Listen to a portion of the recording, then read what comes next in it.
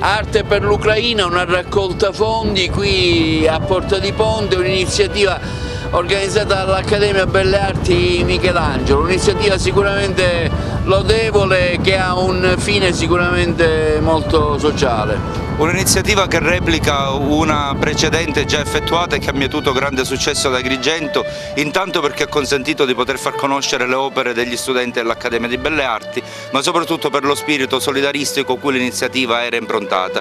Alcuni studenti hanno manifestato la volontà di poter replicare questa giornata in una domenica non proprio primaverile, ma che tuttavia sta riscontrando grande partecipazione. Ci auguriamo che ovviamente nel solco dell'impegno che già l'Accademia ha fornito rispetto all'emergenza ucraina, che queste iniziative possano continuare, prefigurando anche un impegno ancora più robusto che ovviamente poi equivale all'impegno di un'intera comunità che, partecipando a queste manifestazioni, dà anche in qualche modo il proprio contributo di solidarietà alla guerra, che ci auguriamo quanto prima possa terminare nell'Ucraina. Tu con l'Accademia ti sei impegnato anche a questa raccolta accoglimento di profughi un po' in tutti i comuni dell'Agrigentino, un consuntivo che sicuramente sarà un'attività che andrà a crescere. Sì, me ne sono occupato parzialmente con l'Accademia, che in prima battuta ha pagato i biglietti aerei dei primi 4 profughi arrivati ad Agrigento, e poi ho proseguito questo impegno con la rete dei sindaci che ho costituito per conto del governo ucraino. Ancora ora ci sono 2 o 3 corridoi umanitari aperti, e quindi sono in attesa in queste ore di poter ricevere altre persone che giungeranno trovando alloggio presso alcuni piccoli comuni della provincia di Agrigento, costituendo anch'esse le forme di comunità. Si tratta di donne con bambini, hanno lasciato i mariti a combattere nel loro paese. Ci auguriamo che, cessando la guerra, possano fare ritorno. Pur tuttavia hanno trovato un contesto di grande apertura dalla nostra comunità, e quindi è un modo anche per esportare il bene che la Sicilia in qualche maniera riesce a fare.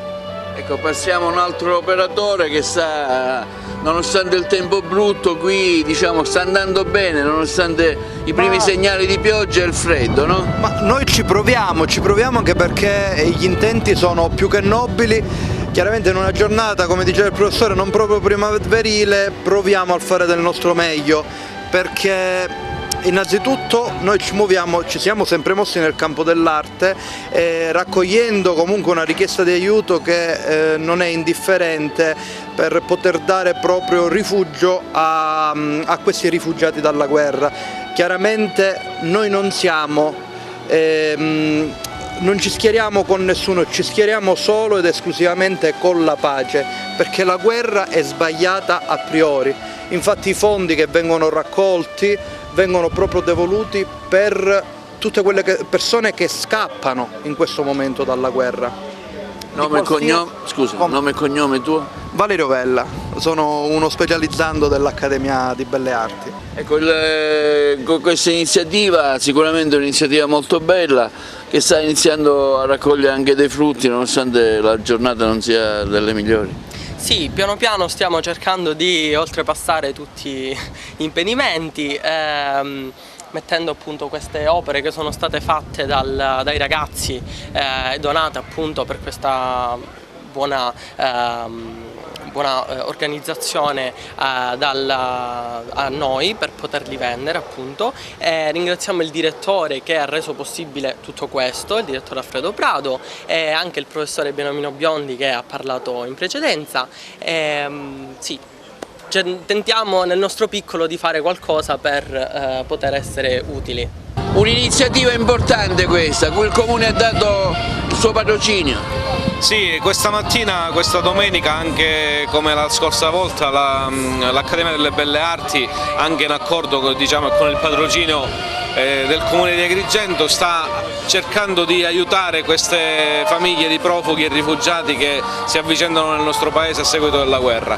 Come sempre il Comune è anche disponibile e sensibile alle iniziative proposte dall'Accademia e da tanti altri soggetti che vogliono comunque contribuire a questa causa, e siamo lieti e felici di vedere anche riprendere la vita normale, vedere la via Atenea così muoversi e tornare alla normalità dopo questo maledetto Covid.